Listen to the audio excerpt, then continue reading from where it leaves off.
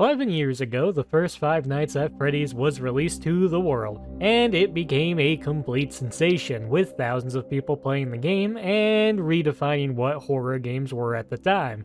Now today though, the FNAF games have kind of gone back to the very same 3D scary world environments that they once shook up.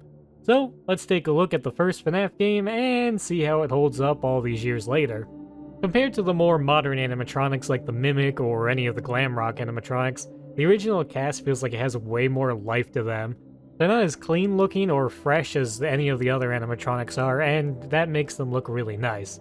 Starting off with Freddy though, the original Freddy looks iconic now, to the point where his silhouette is completely recognizable. Freddy, as well as all the other animatronics, have this really weird texture to them that makes them look extremely rough and rugged, and kind of dirty, like a weird kind of leather is on them.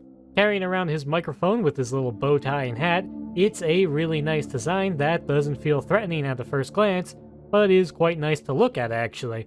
Until you get into the actual game and see that he's mostly shrouded in darkness and is pretty terrifying in that context. His jump scare is also really good, being probably the best in the game. He has one jump scare where he'll just go at you and scream, or the more iconic one where you lose power and you get to hear the wonderful Toradora march before you get absolutely whacked. Though it's on a timer, so it could be anywhere from 1 or 2 seconds to about 10 seconds, and make it so you have to pray that you either finish off the night or will randomly get jump scared. Bonnie is probably the weakest out of all the animatronics though, in my opinion. His design structure is pretty close to that of Freddy, sharing the same texture, just changed to purple with rabbit ears. He carries around a guitar, but you only ever get to see the guitar on the stage, so it's basically not visible for most of the actual gameplay. Bonnie is also probably the easiest animatronic to deal with, as he keeps to himself only on the left side, and has quite a few places he can jump to before he actually gets to the office. His jump scare is just okay overall. He just kinda screams at you from the side, and there's not really a whole lot to it. Chica, being the last of the stage animatronics, is creepy in a bit of a different way. Having that bright yellow to the texture makes everything look way more dirty than any of the other animatronics, and unlike the others, Chica has this round head that looks really weird.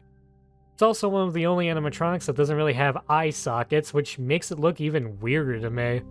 Though, luckily Chica's not too hard to actually deal with, as they only stick to the right side and come with accompanying sound cues that let you know when they're about to get really close.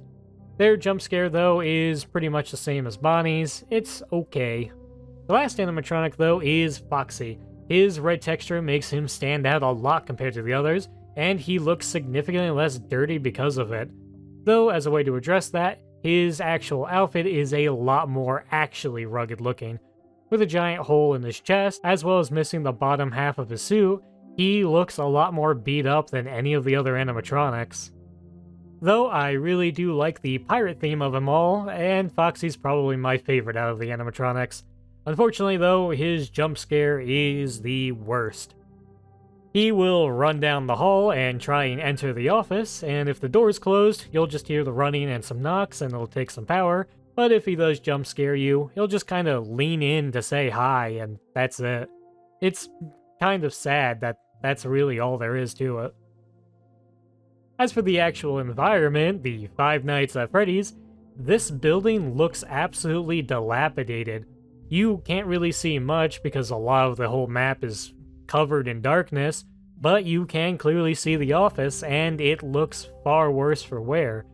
The entire room is covered in trash, there's cobwebs all over the place, and the walls genuinely look like they're oozing some kind of slime out of them. Not something you'd expect to see in an actual place that's open to people visiting, so it's really eerie that this is a place running. This is contrast to the fact when you go and look at the dining room camera, there are tables laid out that have party hats and look honestly pristine, but everything else around it looks completely raw and dilapidated. It makes everything feel really wrong, like you're not supposed to be here, but are, and I like that a lot. The gameplay for FNAF is super simple. You're stuck in an office and you can look left or right, You can hit buttons on the door to either close them or turn on the lights, and you can open up your camera to look around the actual pizzeria, with the simple goal of trying to survive the entire night shift from 12 a.m. to 6 a.m. without getting caught by any of the animatronics or running out of power. And despite this being something that seems super simple, it's actually really engaging because you are constantly on edge from the anxiety of something pulling up to you, as well as the really nice ambience in this game. And now let's take a moment to talk about the actual small little details that the game does to make it much better. Other than how the entire place works, there's a bunch of random events that the game can actually have happen that make it feel a lot more creepy.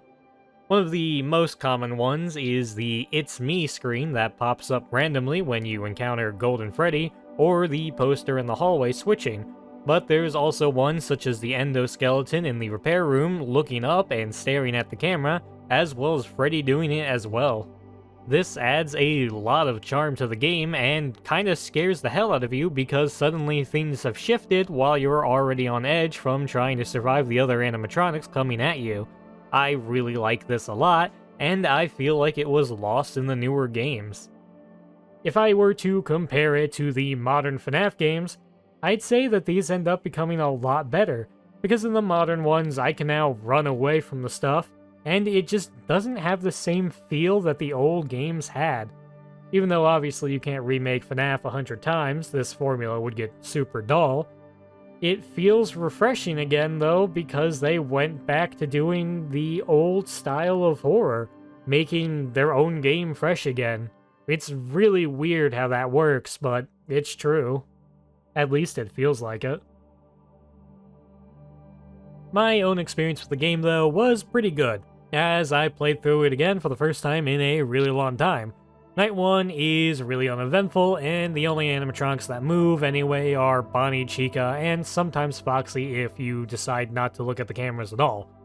Night 2 though is where things really start to ramp up because the animatronics start really going in full force, and there's a lot of weird quirks and stuff that can happen within the game, such as Foxy saving his progress from one night to another, and instantly rushing you down if you're not careful.